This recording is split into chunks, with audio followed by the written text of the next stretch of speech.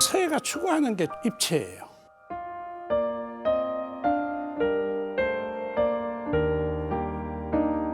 그 먹가는 것이 내 마음을 정화하는 일이에요.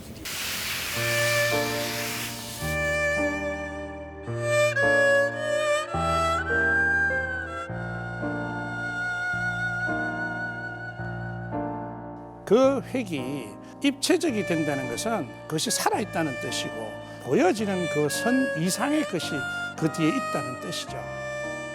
어쩌면은 없는 길을 만들어서 가볼 생각입니다.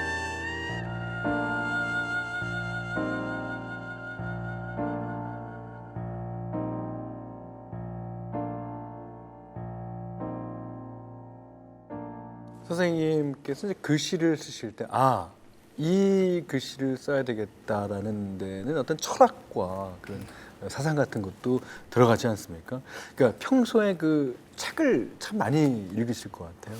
네, 그건 어쩔 수 없이 읽어야 되고 또 그런 좋은 선문을 하려면 남이 쓴 걸 쓸 수도 없고 그러니까 제가 그걸 골라내야 되니까 어떤 때는 뭐 책 한 권에 하나 고르면 잘 고르고. 그럼 여지껏 쓰신 글 중에서 기억나시는 글이나 뭐? 그래요, 뭐 많지만은 그 중에 이제 제 인생의 그 어떤 기로에서 그 글로 인해서 제가 그 길을 가는데 힘이 됐던 그런 글이 있어요. 그게 이제 중국 당나라 때 이태백의 장진주라는 시 속에 천생아재 필요용이라는 말인데 하늘이 나를 낼 때에는 내 제목이 이 세상에 필요해서 냈을 것이다 하는 거. 그러니까 제가 상대를 졸업을 할 때쯤 돼서 그 길을 가야 할까? 아니면 내가 지금 좋아하는 이 길을 가야 할까? 그랬을 때 그 글은 나에게 큰 힘이 됐었어요. 그 중국에서는 서법이라고 하고 한다 그래요. 그리고 일본에서는 서도. 근데 우리나라에서는 서예. 그 세 개의 차이점을 좀 말씀해 주실 수 있어요? 우선 이제 글자대로 보면 서법이라는 게 법을 중시한다는 뜻인데 중국 문자가 그렇게 4,000년 가까이 이어온 데는 그 법이라는 게 굉장히 중요한 역할을 했을 거예요. 그다음에 이제 그 법은 고전을 그대로 잘 따라서 또 한다는 뜻도 있고요. 그런데 이제 일본에서는 서도라고 하는데 그 서도는 일본 사람들은 그 하는 과정의 모든 것이 그 구도적인 어떤 뜻이 다 담겨 있어요. 그리고 이제 한국은 소전 손재행 선생께서 서예라고 하자. 이것은 현대 예술과 같이 서는 그러한 지금 말하는 그런 예술적인 요소가 굉장히 많다.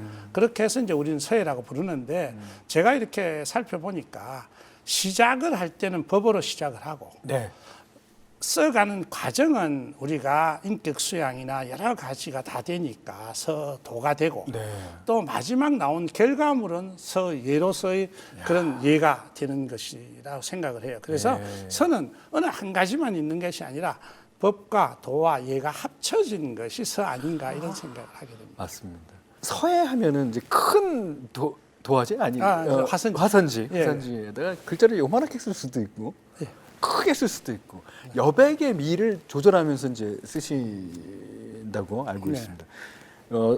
서예 여백을 정의해 주신다면 어떻게 정의해 주시겠어요? 사실 무한한 상상의 공간이죠. 예술이라는 게 딱 보여지는 것보다 보여지는 그 너머에 뭐가 있는 것, 그 무한감이 있는 것. 그다음에 그 여백은 좀 전에 얘기하셨듯이 검은 것과 만났을 때 그 여백이 검은 것과의 조화를 잘 이루면은 정말 말할 수 없이 아름다운 거예요. 그런데 이제 그 여백을 작가가 쓰고 나서 아까 조그맣게 썼다. 그럼 많이 공간이 남을 거 아니에요.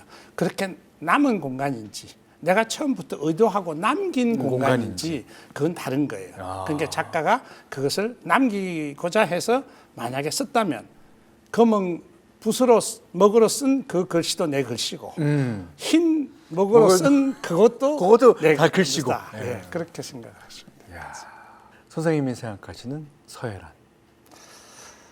서예란 사실 나 자신을 표현하는 것이다. 옛날에는 그렇게 얘기를 했어요. 그런데 이제 저희 이제 오늘날 와서 얘기를 하면 점과 선과 여백 이것이 만들어내는 서로의 그 조화로운 어떤 화면 구성이죠.